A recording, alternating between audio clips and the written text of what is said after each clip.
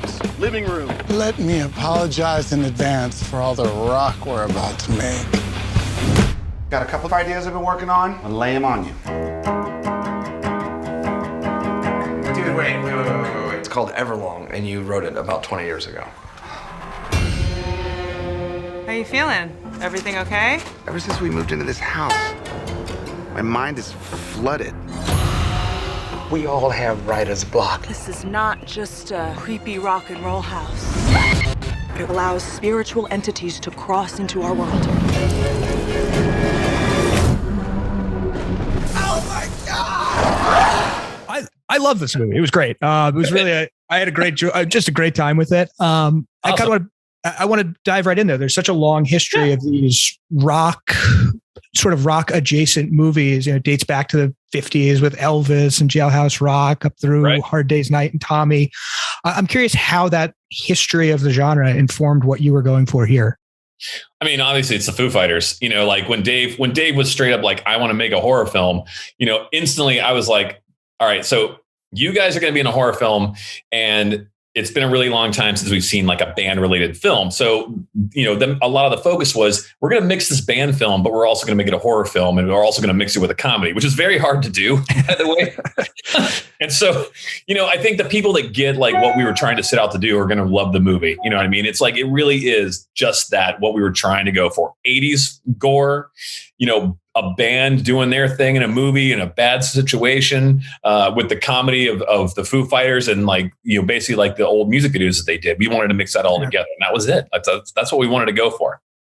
What do you think has happened to the genre? Because it's such a joyful experience. This film, it seems like people are responding really positively to it, and I can't think of many. Maybe Tenacious D, but that's about it in the last 20 years or so. Yeah, I mean, I'm happy. I think the people that really want to see these kind of things, or people that are like very nostalgic for it, I think are going to love it. You know what I mean? And look, I loved those movies growing up. I thought they were so rad. You know, they were so fun, and you just didn't get the fun of those kind of movies. You know, like we haven't seen that kind of thing touched on. We get the same things over and over, and it's not bad. Like I love all the horror films that come out, and I love all the comedies, and it's great. But when's the last time we've actually seen like an actual band movie, especially one that's actually like full on horror and gore like that? We were really happy to kind of put our own touch on that with, you know, the feel and everything of just the old school. I want to talk about the horror influences as well. I mean, there's some obvious nods here. There's Shining, Evil Dead, and Carpenter, but I know you've worked throughout the genre, from the Hatchet series to Walking Dead webisodes to Malignant. I mean, just all across the board. So I'm curious what some of the deeper cut influences and nods you wanted to put into the movie might have been. I'm sure you must have just an immense knowledge of the genre. I mean, the thing is, I grew up as that kid that would watch HBO, and like when like the movies would show up late at night, like when, you know, like my parents were like, "Hey, we're gonna go see our friends. Here's the TV." Awesome. Okay. And so I would throw on HBO, and like as a kid my age, I probably should never watch half the things that I watched. Like, I really probably shouldn't have, but I think it did mold the kind of things that I really enjoyed watching, the kind of movies that I kind of grew up loving, the John Carpenter stuff, Wes Craven, Sam Raimi's, you know, Tobe Hooper. Like those kind of movies, like that's what kind of shaped my whole world of like the films that I liked or wanted to actually make, which I kind of took that knowledge. And when I came out to Los Angeles, you know, and became a camera operator on my journey to be a director, that took me on a whole different path for a while. Now I'm back to where I was trying to be. But I've worked with some of the best guys, like you mentioned, Malignant, like James Wan's amazing, you know, and Gary Dauberman is awesome. You know, these people, you know, Rob Zombie, I've worked with these guys. They're fantastic people. And I've learned so much from them, you know, with the things that they do also, you know. So it's like the movies that I grew up loving, and the new school people that I've worked with, you know, the David Sandbergs, the Annabelles, you know, it's like, it's a kind of a great mixture to be involved with all that, but also growing up with it. I wanted to ask actually how that background informs your work here, because you've really, on the camera operator side, have worked across the board, from the top guns in the MCUs to you know, very micro budget sort of things. And this movie has a great look and feel. It looks like it costs a lot more than I imagine the actual budget was. So I'm correct. So I'm curious what you know, how you feel that all informed your filmmaking process, your style, bringing this together. I wanted to make sure that this movie, for the fun that it was, I wanted to make sure it looked as big as we could possibly make it look with what we had. And that, as a camera operator, goes to me with working with certain cinematographers that I really like Michael Del Toro is like a buddy of mine. He did Brightburn. I loved what he did with that. My friend Eric Leach came in and shot the other half because we shot before COVID, and then we had to shoot after COVID. And so I had 2 DPs, but they were great. They meshed everything together so well. But for me, it's like the camera operator, my whole take on the look of the films is like, I always am very picky about the glass that you use. So I always go to Panavision. Like even the Slayer videos that I've done, I've shot those to make sure that they look very cinematic. And I go with the right glass and the right cameras, even down to when you color the movie, to adding grain to the movies to make it look a little more Super 16, to make it look like, like an old school movie, like a horror film stuff. I think it really needs that texture to it. It needs like that Super 16 texture, but also you're shooting, 240 to make it look very cinematic. That's like even down to the framing. I wanted to make this look as big as possible, basically is what I'm saying. And I tried to use the right gear down to the lighting, down to the, just even the smoke in the background, that kind of stuff. It's like, it's all a process. No, I think it pays off because this, I gather it's a fairly normal house. Look, it takes on this really creepy aesthetic with the way that you've built it out. So I think I think it really did pay off. Yeah. I mean, that with our buddy, Michael Barton, who did all the set design and everything, like, just the whole crew along the way also helps you get what you're trying to get. And you surround yourself with all the people that you trust. And so like this one was great because there were so many people that I worked on projects around the camera operator, and I'm like, hey, I'm doing this movie. Can you come down and help?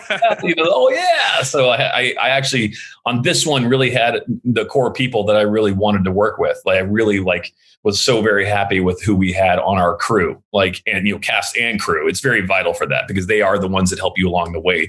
If I didn't have them, I'd be nothing.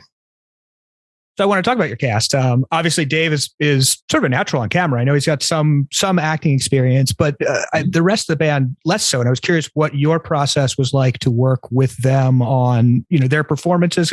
A lot of it feels very naturalistic, actually. And I thought I was impressed. What you managed to get out of largely non-actors. Yeah, I mean, that's honestly going into the movie. I was a bit concerned about it. I was like, okay, here we go. This is, and that was for me. I felt like before I really got involved, like when we were on set shooting, I was a bit like, okay, how am I going to approach this? The best approach I could possibly take was, look, we did talk about making this a band movie, so the guys are going to play themselves. The guys are like, they're not trying to develop some character. They're not becoming the vampire Lestat. They're like. Pat Smear's Pat Smear, Taylor's Taylor, Nate's Nate. It's like, I just said, look, here's the script, guys. Here's the dialogue. Let's stay on topic, but honestly, say what you would say with keeping on board of the topic that we're trying to follow through the script. And honestly, we got a better performance out of that and got more of a real feel of who the individual, guys are. Letting them play them because they are them in the movie. That makes sense. How did you bring together the supporting cast? I mean, Will Forte, Whitney Cummings, Jenna Ortega. There's a lot of really well-known people in here who are dropping by for 1 or 2 scenes and a lot of fun. They seem very down for the movie that you're making. I was curious how you brought all of them into the picture and integrated them in with the band. Well, like going back to the improv stuff of like the guys, we were like, okay, it'd be great if we actually had some other actors that can really improv and just kind of go off the cuff. Whitney is a friend of Dave's. So we got Whitney and she was awesome. She's wonderful to work with, always just, kicking ass. Will's a buddy of mine that I worked with, met him when I did MacGruber as a camera operator. And I've known him ever since. And he's just a all around rad dude. And plus he kind of looked like Cliff Burton at the time. So we knew he was the perfect part to play that. He had this mustache and we put the wig on him. We're like, oh dude, you look like Cliff Burton. And that's so cool. But he's great with the improv. Jenna Ortega was crazy because, we wanted to open up the movie so dark that I was like, okay, we have to find an actress that's really going to bring this kind of emotion to the table. So me and my wife sat and watched a bunch of audition tapes. And then we got Jenna's and it was just a clip from her and doing something in You. And it was very dramatic. And right there, I said, we need her. We need to get Jenna. And we were lucky because we got Jenna. And then right after we got Jenna skyrocketed. So we were so fortunate to have her on the movie, and be able to do the part that she did, and I hope I get to work with her again sometime, like with more of a role because she was rad. Oh, it's funny because it almost intersects. I don't know if you've seen the new Scream film, but it sort of intersects as she's the Drew Barrymore part, at least at the beginning of the film. I thought it was interesting. It's fun how it worked out that way. Yeah, that wasn't intentional. So they stole the idea from you then, basically. Yeah, because it's 2 years ago. I have to ask about John Carpenter. How was it to work with John Carpenter, to get to, have him appear on screen, to have him write music for your film? I mean, that's got to be just the greatest joy for a horror nerd. It was the most horrifyingly scared director of me, thing, to go, because me and Dave talked and we were like, wouldn't it be cool if we could get John Carpenter to at least maybe write our theme song, because we probably won't get him to do the whole score. So we reached out to John to do that. He was super down to do it because Dave had, basically taken Daniel Davies on the road with another band years ago. And it was a really big deal for Daniel. And John was like, oh, I want to thank you for that. Yeah, we're going to do that. And then we're like, well, let's take it one step further and see if would you come in and just play one little part, And when that happened, to me, I was so nervous and scared to death because how am I supposed to direct the master of horror? You know what I mean? How am I supposed to step in and go, okay, John, do this part and I want you to do so I just was like, with the day he was showing up, I was like, oh God, oh no, what am I going to do? But John was so cool, and once we set out to wrap on John, I had to go walk off and just let out a big breath of air and hold myself there and go, did that really just happen?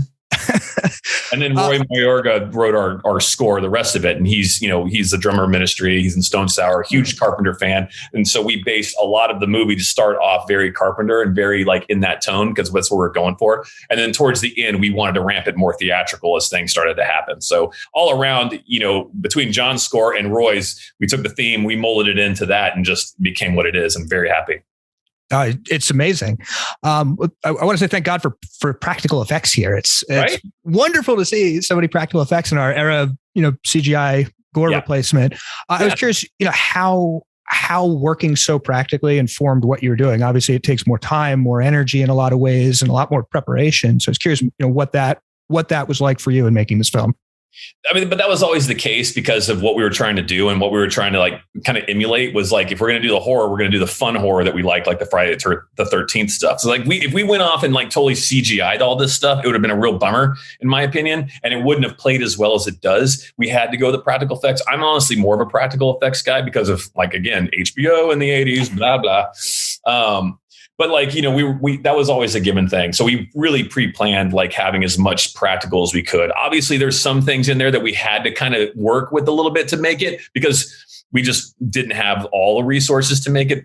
We couldn't build the shadow people with we just didn't have the money for that. That would have cost to make those creatures full on practical would have been a lot. But we did have people there in masks with LED lights, which is basically my throwback to The Fog. Of course. How did you come up with the kills? Was it, you? Was it Dave? Was it the band? I mean, some of them, I don't want to spoil everything for folks who haven't seen it, but the symbol kill in particular was a doozy here. Curious how you came up with these. We basically sat with we sat with Tony Gardner from Ulterior Effects, who's also done a bunch of my Slayer videos, who also worked with Dave on the Run music videos, putting them in old age. So we all kind of knew Tony. So we got with Tony and said, "All right, man, you've done all these cool movies. What kind of kills would you like to see that you've never done that you want to do? We want to hear Tony, what do you want to do?" And so he kind of wrote down a list of ideas of the kills, and we ran with it. And we were like, all right, Tony, we're going to give you that little dream list for you to come up with that. And we incorporated that into the script. So we kind of let Tony free roam that and really kind of come up with those ideas because he was going to make he was the one that was in charge of making the effects anyway. So why not? Right. It's a win-win. He is a creative man. So I guess the last question, I realize we're coming close to the end of our time here, is what it means to you for this to be an actual theatrical release, especially as we're in an era where so much is shirked to streaming. What it means to you that this is going to be seen in theaters and actual audience is coming together. It's really it's honestly it's a dream come true for that. It's obviously the times have been kind of rough because it's still people are nervous about going into crowds and going to theaters. And I get all that stuff. It's really an honor to have a movie that we worked so hard on to actually show up in theaters and go as far as possible as they can. You always, as a director, strive to try to get something that's going to be in theaters. That's the ultimate goal. The ultimate dream is because, you want that. You want all of that. I mean, I can't be more happy than what it is, and obviously, people go see in the theater. It's a great theater experience. We all love that.